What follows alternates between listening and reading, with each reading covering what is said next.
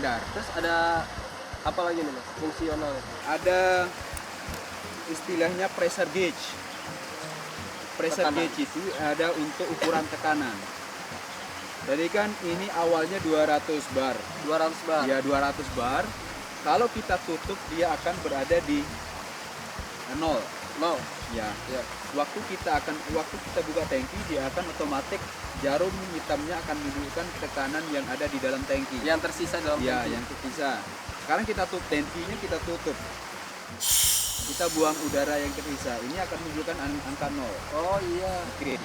Terus Kalau yang di ini, atas? ini depth gauge-nya. Depth gauge. Ya, depth gauge-nya. Berapa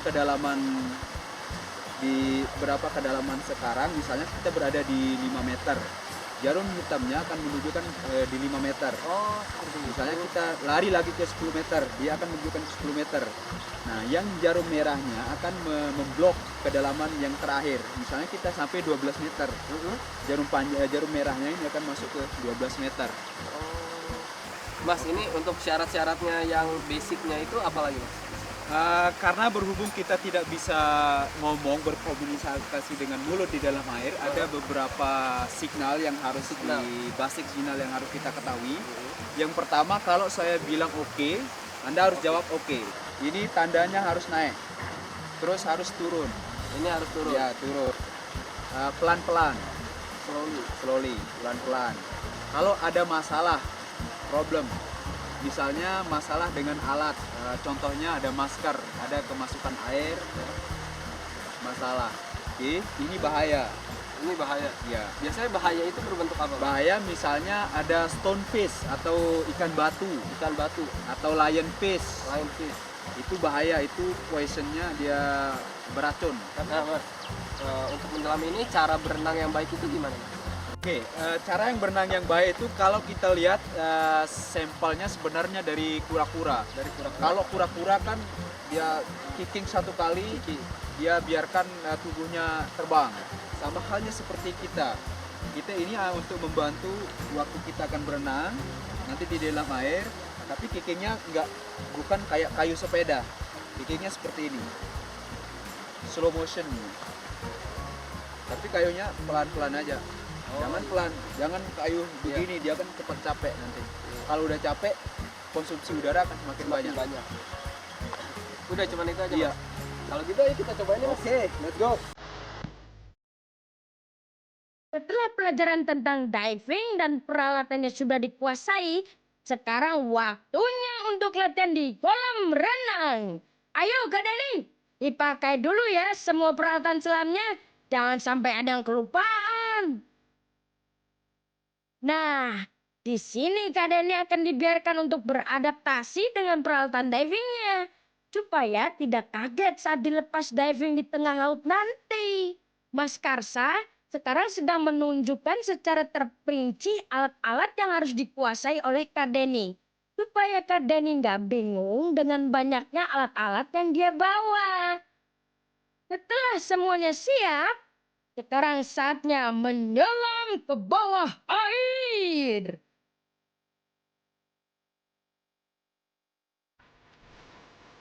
Mas Karsa langsung mengajarkan pada Kak Deni teknik membuang air dari mulut pada saat menyelam nanti. Begini nih caranya. Setelah itu, Mas Karsa mengajarkan cara supaya Kak Deni tidak panik saat regulator lepas. Dan juga teknik cara mengambil dengan tenang. Terakhir, Kak Deni belajar untuk berenang di bawah air dengan alat divingnya. Wah, pasti 2 kali lebih berat nih dari berenang biasanya. Tapi setelah dicoba, ternyata sama aja kok. Wah, ternyata berguna sekali ya pelajaran divingnya. Sahabat ikan yang ada di rumah juga harus mencobanya loh. Tapi jangan lupa harus didampingi sama orang tua kalian ya. Oke. Sebentar lagi Kak Deni akan diving nih. Penasaran kan? Jangan kemana-mana ya. Kita langsung ke laut aja. Demi manusia ikan.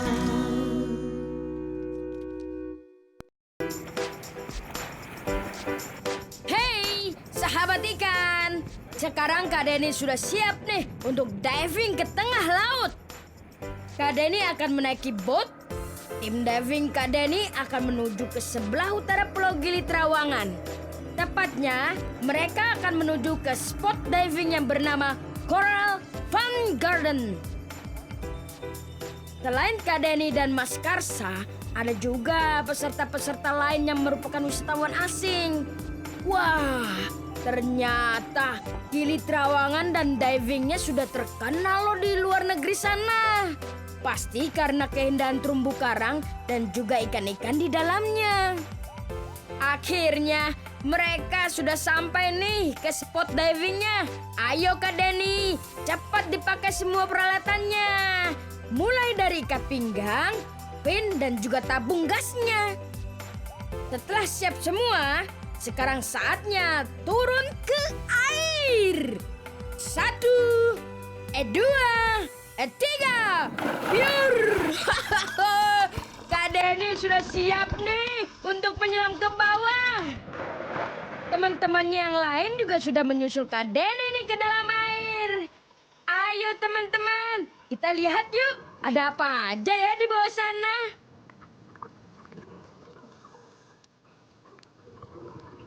Sekarang Kak Denny sedang menyeimbangkan badannya untuk terbiasa di bawah air.